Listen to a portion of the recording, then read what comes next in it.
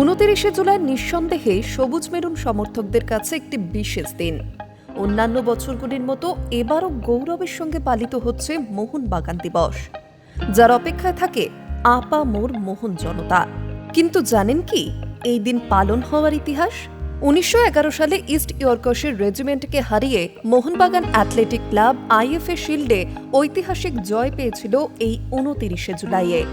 তারপর থেকে প্রতি বছর 29শে জুলাই মোহনবাগান দিবস পালিত হয়। এই দিনটি ভারতীয় ফুটবল ইতিহাসে একটি গুরুত্বপূর্ণ মাইল ফলক হিসেবে চিহ্নিত, কারণ মোহনবাগান প্রথম ভারতীয় দল যে দল ব্রিটিশ রেজিমেন্টকে পরাজিত করেছিল।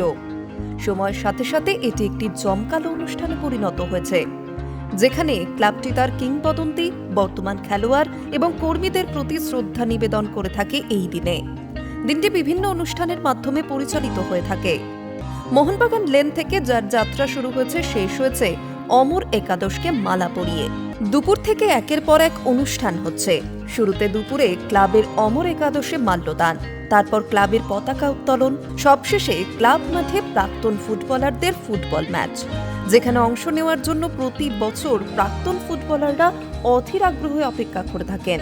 মোহনবাগান দিবসে মোহনবাগান ক্লাবকে শুভেচ্ছা জানালেন মুখ্যমন্ত্রী।